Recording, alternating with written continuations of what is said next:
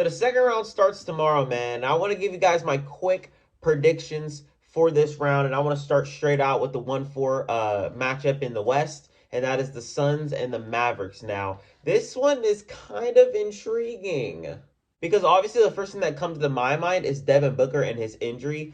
He injured his hamstring in the first round. He is playing. He will play. But the thing is, for me, is he going to be 100%? That's the number one thing and the number one key factor that comes into me with making this prediction. Because if we get like 60% of Devin Booker, not about to happen, bro. I'm sorry. The Mavs actually do have a really big chance of winning this. And I still even think that with Devin Booker at 100%, that the Mavericks actually do have a shot at winning this, solely because I feel like the Dallas Mavericks can outshoot the Suns. I mean, the facts are right there. From the way that the Suns played in the first round against an 8-seed Pelicans team who was 10 games under 500, the way that the supporting cast around Chris Paul and Devin Booker played was absolutely atrocious, man. If I can pull up some stats here to show you guys how poorly the Suns supporting cast shot, it's insane, bro. They shot really bad in that series. It's the whole reason why they started coming back. Landry Shamet shot 21%. Cameron Payne shot 16%. He had a horrible series, bro. He had a horrible series. I mean, I'm not gonna lie, he did show up in game 6 to close the series out. But after that, he had a horrible series. And by far the worst one is Jay Crowder at 11% from the three. This goes to show that in these type of moments, they can fold under the damn pressure. I mean, I know this team just went to the NBA Finals last year, but a lot can change within a year, bro. A lot can change within a year. And to be honest with you, Luka is finally out of the first round. That is a sight to see, man. I'm so happy for Luka. And to be honest, his supporting cast will line it up from three. In the series with the Utah Jazz, Maxi Kleber had one of his best games. Jalen Brunson's been doing his thing. Davis Bertans, who hasn't made a shot all fucking season long. I know y'all know how I feel about this nigga Davis dog shit. He wasn't making a shot, but then he finally showed up. I'm not saying that it can happen. I'm not saying the Mavs can win this series because, in my opinion, I do think the Suns are going to end this in 6. But what I am saying, from their perimeter shooting, I genuinely do think that the Mavs can at least win a couple games from that. Another reason why I think that the Suns are probably going to win this series is solely because of the Mavericks defense. I know you guys are thinking, like, the Mavericks defense is good as hell. But the reason why it's so good is because in the first round when they went small ball on Rudy Gobert, he couldn't do shit against that. Y'all all know what happens with Rudy Gobert when he goes small ball, bro. That's the man's kryptonite. He ain't going to be in this series against the Suns, bro. It's going to be DeAndre Ayton, and DeAndre Ayton going to make you play ball. He's going to make you play some ball, bro. If you ask me, and I think pretty much everybody else can tell you the same thing, DeAndre Ayton, he can guard some of the smaller guys better than Rudy Gobert. So I think it's going to be a little bit challenging for the Dallas Mavericks to, try to torch them with that small ball lineup that they have. And to be honest with you, on the offensive side, they're going to eat. That's all I can say. The Suns are about to eat, bro. Chris Paul, DeAndre Ayton, probably the best pick and roll duo in the NBA right now. They will feast on that defense. That's all I can say about that. To be honest with you, I think my confidence level is pretty much through the roof with this damn take. I think the Suns will get the win in 6. Now, this next series is really intriguing me, man. It's Miami. It's Philly. What the hell is about to happen with this series, bro? Because I think so many variables can happen because there's so many guys out and so many routes that both teams can take. I mean, you start off with Joel Embiid, orbital fracture. First of all, the nigga was playing with a torn ligament in his hand. I think I was saying thumb in my other video. I'm not too sure if it's his hand, if it's his thumb. All I know is that it's the nigga's shooting hand and it's fucked up and it needs surgery. Not to mention, this man has a mild concussion and I think it's a right orbital fracture or some shit like that. And he's going to be out indefinitely. There's no timetable for his return. And to be honest with you, what the hell does that mean for the 76ers? I mean, this man, Joel Embiid, is their lifeline. He is their lifeline. He is the reason for their success story. I know Eric Spoelstra and the Miami Heat, they were, game planning for Joel Embiid. I mean, their defensive scheme is probably surrounded around Joel Embiid, but now he's not going to be there. We don't know how long the man's going to be out. We don't know if he's going to be out for the rest of the playoffs. We don't know if he's going to be out, for a couple games for this series. We have no clue. But all I know is that one, James Harden is about to get fucking tortured, bro. He's about to get played with. He's about to get fucked up. That's all I can say. The man's gonna get fucked up. And to be honest with you, the only way this man don't get fucked up is if we get 2018 Joel Embiid. If we get 2018 James Harden back, bro. We need that man to turn back the clock a couple of years or something, man. Because they need something. They need scoring now that Joel Embiid's out. And to be honest with you, I was just thinking about this a couple nights ago. If Joel Embiid is out, who in the fuck is about to be their starting center? Paul Reed? Better get a little bit of James Harden, Paul Reed pick and roll action. Is that about to work? God forbid they fucking put in DeAndre Jordan.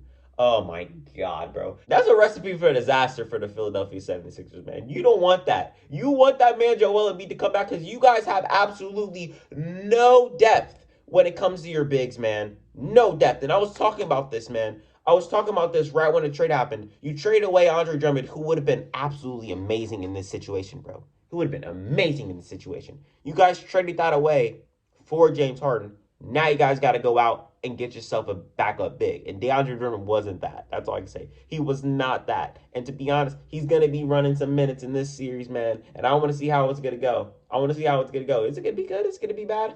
Who knows, man? Another thing with the Miami Heat is that their defense is like extremely lethal. I mean, you guys saw what the hell they did to my man Trae Young, bro. They made my man Trae Young have war flashbacks to fucking high school. I don't like what did they do to him, bro? They shut him down. They shut the villain down, man. The villain became a victim. But is Jimmy Butler and Kyle Lowry going to play? I mean, they're two, vital pieces, if you ask me, to their defense. I think Kyle Lowry's a plus defender. I think Jimmy Butler is a very, very, very huge part in the Miami Heat's defense and what they got going on because he's such a big body. He's such a big body. How tall is he? Like 6'7"? I don't know how tall Jimmy Butler is, but I know he has a really wide frame, and he plays the best defense on this team, if you ask me personally. Probably Bam or, PJ Tucker, but I think Jimmy is part of that conversation. And if he's not there, what happens then? To be honest with you, I don't think really anything changes if Joel Embiid's there, if Jimmy Butler's there, if Kyle Lowry's there. I still do think the Miami Heat are going to win this. I think that they're the more polished team, the more talented team, and the better coached team. I mean, sorry, Doc Rivers. The next series I want to talk about is the Warriors and Grizzlies, man. This has been a series that I have been waiting for, bro. I have been foaming at the mouth for this series for the longest time, man. Ever since the play-in last year. When John Morant hit that fucking floater to send the Warriors home, I was waiting for it, man. I called that, by the way. Now we're finally about to get it, but this time we're about to get it in a 7-game setting, man. I am so damn excited. To be honest with you, I didn't really do that much research. I didn't really look into this series at all. To be honest, there's really not much that I can go off because it's a very little sample size from what we got from the Warriors because they only went 5 games. The Grizzlies, they went 6, but the thing is, they looked horrible. They looked bad. John Morant, he wasn't doing this thing. We didn't see that John Morant that we saw in the regular season in the playoffs. We didn't get that. We didn't get that because he played like trash. His own father said he played like trash.